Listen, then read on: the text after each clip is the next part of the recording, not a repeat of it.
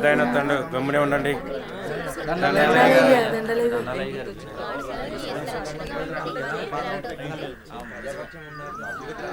ఏరా రామయ్య, గొడవేంటి చెప్పు.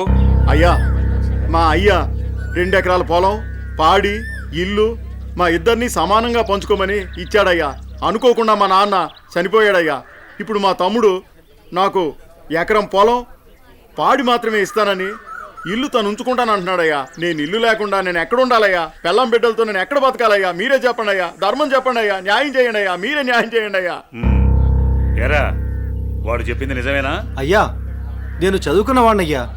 ఈ పాడి పంట నాకు తెలియదయ్యా. అందుకే ఇల్లు నాకు వదిలేసి పాడి పంట వాడిని తీసుకోమని చెప్తున్నానయ్యా. దీంట్లో తప్పేముందయ్యా? తప్పేముందంటావేంట్రా? మీ అయ్య నిన్ను బడికి, మీ అన్నయ్యను పొలానికి పంపించాడు. నువ్వేమో పట్టణంలో ఉద్యోగం చేసుకుంటూ 4 రాళ్లు సంపాదించుకుని భార్య బిడ్డలతో హాయిగా బతుకుతున్నావు. మరి మీ అన్నేమో పొలానికి పోయి మట్టి విసుక్కుని ఎండనక వాననక పంట పండి పండక పిల్ల పాపలతో నానా యాతన పడుతుంటే ఇల్లు నువ్వు తీసుకుని అని బయటికి పోమంటావా? ఇల్లు లేకుండా ఎక్కడికి పోమంటారు మీ అన్నయ్యని? ఒరే సుబ్బయ్య, అన్నయ్య అంటే ఏంటో ముందు తెలుసుకోరా. తమ్ముడంటే అన్నయ్యకి మొదటి బాధ్యతరా. తమ్ముడంటే అన్నయ్యకి మొదటి స్నేహితుడురా. అన్నయ్య అంటేనే ఒక ధైర్యం. పొద్దునే లేచి తల్లిదండ్రులు పొలానికి పోయి కష్టపడి సాయంత్రం ఇంటికి తిరిగి వచ్చేంత వరకు కంటికి రెప్పలా కాపాడేది అన్నయ్యేరా. ఆకలేస్తే అన్నం తినిపించే అమ్మ ప్రేమ అన్న. నిద్రొస్తే జోలపాడే అమ్మ గుణం అన్న. ఆడుకోవాలనిపిస్తే తనే ఒక బొమ్మలా మారి అలరించేదే అన్న. అన్నయ్యెళ్లే దారిలోనే తమ్ముడు తన మొదటి ప్రపంచాన్ని చూస్తాడు. అదేరా అన్నదమ్ముల మధ్య ఉండే బంధం. దాన్ని తెలుసుకుని బతకండ్రా. ఆ పెద్ద ఆయన చెప్పే మాటకు తిరుగుండదురా. ఈ విధంగా చెప్పే వ్యక్తి ఎవ్వరు కూడా మీకు దొరకర్రా. ఇకనైనా కలిసిమెలిసి ఉండండ్రా. అయ్యా, తప్పైపోయిందయ్యా, నన్ను క్షమించండి అయ్యా. అన్నా అనే మాటకి అర్థం తెలియపరిచారయ్యా. నిన్ను క్షమించవలసింది నేను కాదురా, మీ అన్నయ్య. ఓ, మీ అన్నయ్య కాళ్ళ మీద పడు. ఓ అన్నయ్య, నన్ను క్షమించండి అయ్యా. నీ స్థానం నా కాళ్ళ దగ్గర కాదురా, నా గుండెల్లో. తమ్ముడు, మనం ఎప్పుడూ కలిసే ఉందాంరా, కలిసే ఉందాం. మంచి తీర్పిచ్చారయ్యా, మీరు సల్లంగుండాలయ్యా. పెద్దయ్య గారు, చిన్నయ్య గారు గొప్ప తీర్పు చెప్పినారండి. ఎడిపోదాం అనుకున్న అన్నదమ్ముల్ని భలే కల్పిస్తున్నారండి. కలపడం కూడా ఓ గొప్పేనా? మా రోజుల్లో ఇచ్చే తీర్పులు ఎంత గొప్పగా ఉండేవో. అయ్యగారు, ఆ రోజులు మేము చూసొచ్చామా ఎన్నొచ్చామా? ఎంతకీ తమరు కలిపే రకమా ఎడగొట్టే రకమా?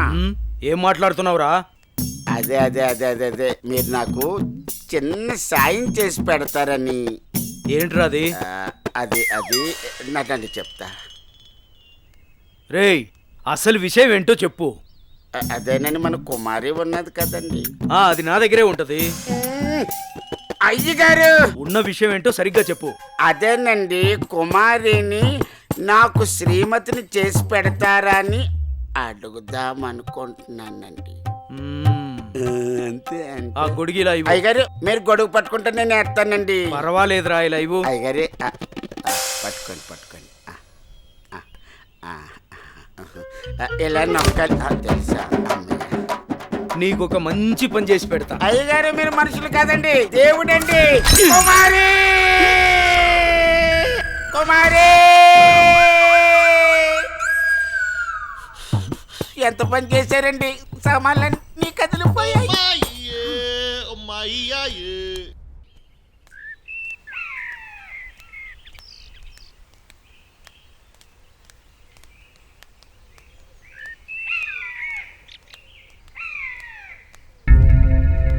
నా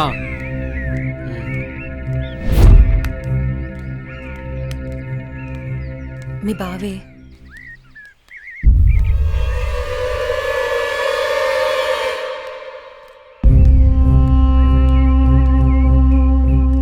ఏంటి అనన్య, కాలేజీకి వెళ్తున్నావా?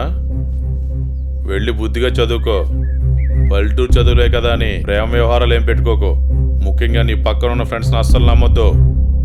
వీళ్ళలో ఎవరితో ఒకరితే నీకు ప్రేమ పాఠాలు నేర్పుద్ది. వాళ్ళకి చెప్పు, ఈ బావే నీకు మొగుడని. బావా, అత్త కొడుకువని ఇన్నాళ్ళు ఏడిపించినా ఇంట్లో చెప్పలేదు.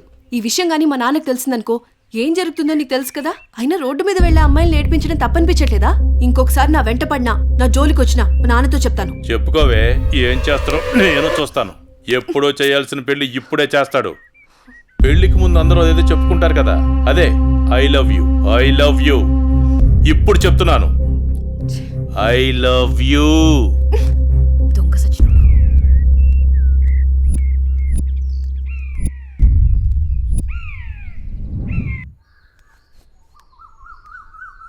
ఏమైందమ్మా అనన్య? అమ్మా, కాలేజ్కి వెళ్ళే దారిలో బావ నన్ను అడుగు పట్టుకుని అల్లరి చేశాడమ్మా. ఫ్రెండ్స్ ముందు నా పరువు పోయిందమ్మా.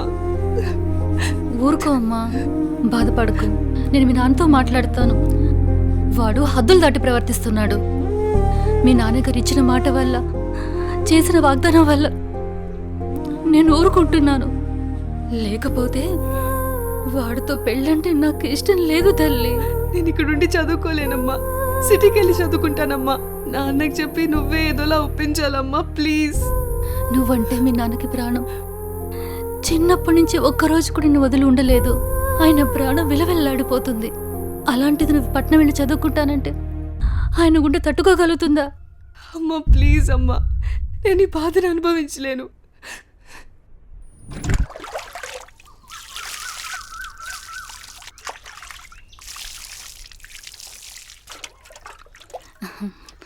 తీసుకోండి.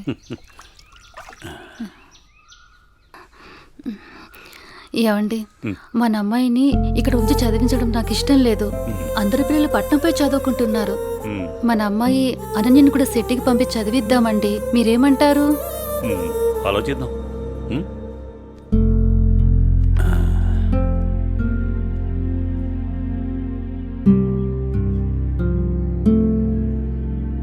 అనన్యకి ఇష్టమైతే అలాగే చేద్దాం. కానీ అమ్మాయిని వదిలి మనం ఉండగలమా?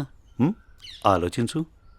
ఆలోచించేది ఏముందండి, మన అమ్మాయి బాగా చదివితే అది మనకు మంచిదేగా. అమ్మాయి ఇష్టాన్ని మనం కాదనలేముగా అండి. అలాగే, నీ ఇష్టం.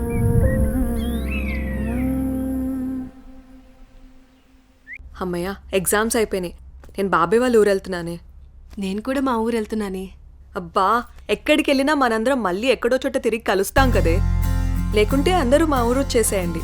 సరదాగా తిరుగుతూ ఎంజాయ్ చేద్దాం. అనన్య ఒప్పుకుంటే నేను రెడీ. ఏమంటవే అనన్య? మా నాన్న సాయంత్రానికే వచ్చేయమని చెప్పారే. మీ నాన్నతో నన్ను మాట్లాడమంటావా? అమ్మో వద్దు. మా అమ్మ, నాన్న, చెల్లి నా కోసం ఎదురు చూస్తూ ఉంటారు. ఎప్పుడూ అమ్మ, నాన్న, చెల్లి అంటావు. నీకంటూ స్పేస్ లేదా? ఈ వయసులో మనం ఎంజాయ్ చేయకపోతే ఎప్పుడే మనం జాలీగా ఉండేది? మనకిప్పుడు ఎలాగో కాలేజ్ అయిపోయింది కదా, తర్వాత ఎలాగో జాబ్ చేయాలి. అప్పుడు మనకి కావాల్సినంత టైం దొరుకుతుంది లేవే, అప్పుడు ఎంజాయ్ చేయొచ్చు. అప్పటి వరకు ఏం అడగొద్దు. సార్, బాస్ పిలుస్తున్నారు. నేను వస్తాను, వెళ్ళు. Okay sir.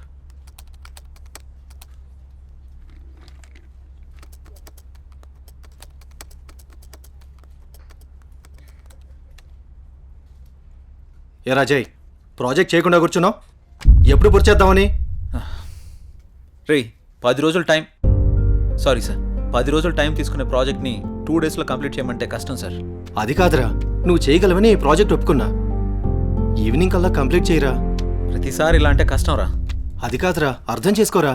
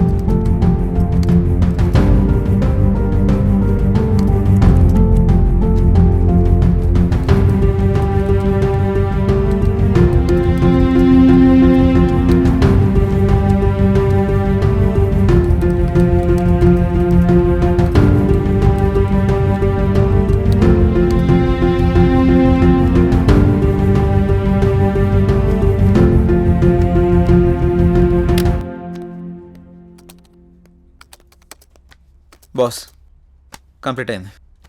థ్యాంక్స్ రా. Sorry Madhu. It's okay. Are you free now? లేదు, కొంచెం బిజీగా ఉన్నాను. ఎందుకలా అడుగుతున్నావు? ఫ్రీ అయితే బయటికి వెళ్దామా? సారీ మధు, నాకు కొంచెం అర్జెంట్ వర్క్ ఉంది. బాయ్. సరే. రే మహేష్, సారీ రా, ఏమనుకోకు. ఈ ఆఫీస్లో రిజైన్ చేసేద్దాం అనుకుంటున్నాను. ఏ పాపం ఏం తక్కువైంది? అన్నీ ఎక్కువేరా. మన బాస్గా టార్చర్ భరించలేకపోతున్నాను. ఏమైందిరా? వాడు నన్ను అర్థం చేసుకోవడం లేదు. అందుకే రిజైన్ చేద్దామని ఫిక్స్ అయ్యాను. పైగా వాడు నేను మంచి ఫ్రెండ్స్ కదా, అందుకని. సరే నీ ఇష్టం కానీ. థ్యాంక్స్ రా.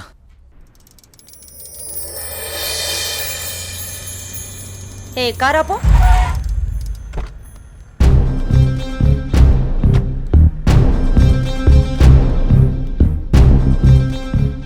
ఏ అనన్య, ఇటెక్కడికి వెళ్తున్నావు?